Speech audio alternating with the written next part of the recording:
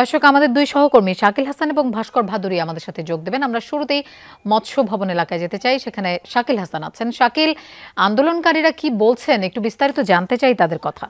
লোপা, এখানে আন্দোলনকারী যারা রয়েছেন তারা ইশরাক সমর্থক এবং বিএনপির অঙ্গ সংগঠন সহ নানা পর্যায়ের থানা এবং ওয়ার্ড পর্যায়ের নেতাকর্মীরা এখানে অবস্থান নিয়েছেন সকাল 11:30 থেকে 11টার খানিকটা পর থেকে, এবং প্রায় 3 ঘন্টা হয়ে গেছে কিন্তু এই মৎস্য ভবন মোড় তারা অবরোধ করেছেন। তাদের দাবি হচ্ছে বিএনপির কেন্দ্রীয় নেতা ইশরাক হোসেনকে মেয়র হিসাবে আদালতের যে রায় এবং নির্বাচন কমিশনের যে গেজেট সেটির বাস্তবায়ন করতে হবে।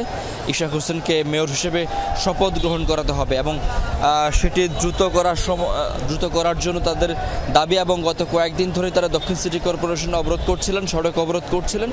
আজকে আদালতের শুনানি হয়েছে, যদিও আজকে আদেশ দেননি, কালকে আদেশ দেওয়ার কথা রয়েছে।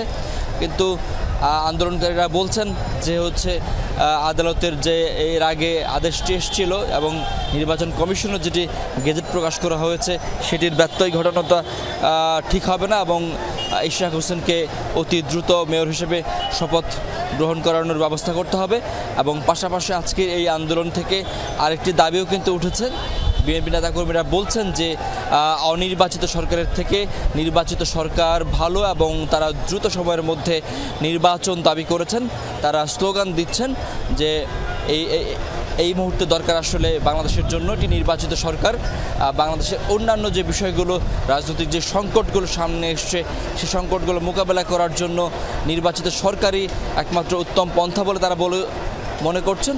এবং এই দাবিটি তাদের স্লোগানে কিন্তু আমি শুনতে পেয়েছি। গত 3 ঘন্টায় দক্ষিণের বিভিন্ন থানা ওয়ার্ড থেকে বিএনপি এবং যুবদল, শ্রমিক দল সহ অন্যান্য অঙ্গ সংগঠনের নেতাকর্মীরা এসে এই বিক্ষোভ এবং অবরোধে যোগ দিয়েছেন। বিক্ষোভের একটি বড় অংশ রয়েছে কাকরাইল মোড়ে, আরেকটি বড় অংশ রয়েছে এই মৎস্য ভবন চত্বরে, যেখানে রাজধানীর প্রায় 4টি গুরুত্বপূর্ণ সড়ক এসে মিশেছে এবং এই সড়কগুলো গত 3 ঘন্টা ধরেই বন্ধ রয়েছে। যদিও অ্যাম্বুলেন্স চলাচলের জন্য নেতাকর্মীরা ব্যবস্থা করে দিয়েছেন, কিন্তু অন্যান্য সকল ধরনের যানবাহন এই সড়ক দিয়ে চলাচল বন্ধ রয়েছে গত 3 ঘন্টা ধরে।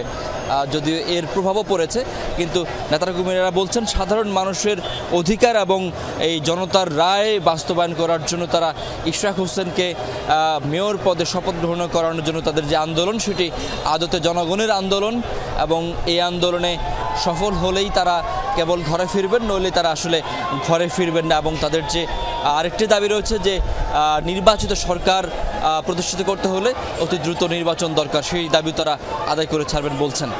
লোপা। শাকিল, আপনাকে ধন্যবাদ আমাদের সাথে যোগ দেওয়ার জন্য। দর্শক, আমরা এবার ভাস্কর ভাদুরীর কাছে যেতে চাই। কাকরাইলে আছেন তিনি। ভাস্কর, কাকরাইলের কি অবস্থা দেখছেন? যান চলাচলের কি অবস্থা? কারণ মৎস্য ভবন এলাকায় শাকিল বলছিলেন যে 3 ঘন্টা ধরে সেখানে রাস্তা বন্ধ। মূলত যেহেতু মৎস্য ভবন এলাকায় 3 ঘন্টা ধরে রাস্তা বন্ধ, একই চিত্র কিন্তু কাকরাইল মোড়েও, এবং টানা 3 ঘন্টা ধরে স্লোগান দেওয়ার পর নেতাকর্মীরা কিন্তু এখন কিছুটা হলেও ক্লান্ত হয়ে পড়েছে। তারপরও বিভিন্ন ধরনের উদ্দীপনামূলক স্লোগান দেওয়ার মাধ্যমে ওয়ার্ড পর্যায়ের নেতারা যারা রয়েছেন তারা মাঠ পর্যায়ের কর্মীদের উদ্দীপনা দেওয়ার চেষ্টা করছেন।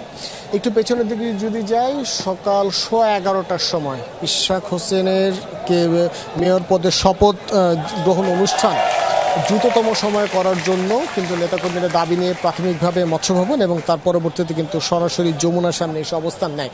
এবং কিছুক্ষণ আগে আমরা নেতাকর্মীদের সাথে কথা বলছিলাম, তাদেরকে আমরা জানাচ্ছিলাম যে রায় তো আজকে হবে না, কালকে দেওয়ার ঘোষণা দেওয়া হয়েছে।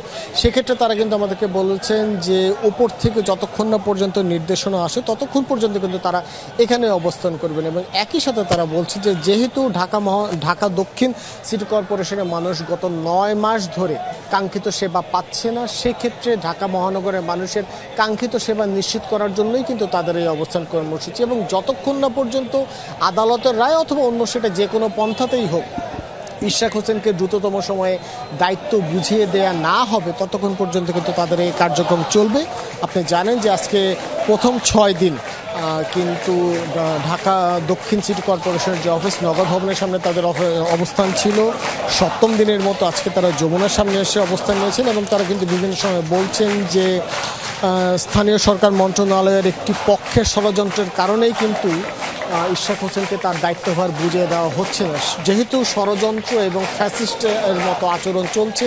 যতক্ষণ না পর্যন্ত এমন ধরনের আচরণ স্থানীয় সরকার মন্ত্রণালয়ের পক্ষ থেকে বন্ধ করা না হবে, ততক্ষণ পর্যন্ত কিন্তু তারা তাদের কর্মসূচি চালিয়ে যাবেন। এবং একই সাথে বলছেন যে যত ধরনের আইনি বাধ্যবাধকতা কিংবা নতুন কোনো ষড়যন্ত্রের কথা হোক না কেন, এই সকলের বিরুদ্ধে দাঁড়িয়ে মূলত ইশরাক হোসেনের সমর্থকরা তারা তাদের নেতাকে মেয়র পদে ঘোষণা যতক্ষণ পর্যন্ত না দেওয়া যাবে ততক্ষণ পর্যন্ত কিন্তু তারা অবস্থান কর্মসূচি থেকে সরে যাবে। লোপা। ভাস্কর, আপনাকেও ধন্যবাদ আমাদের সাথে যোগ দেওয়ার জন্য।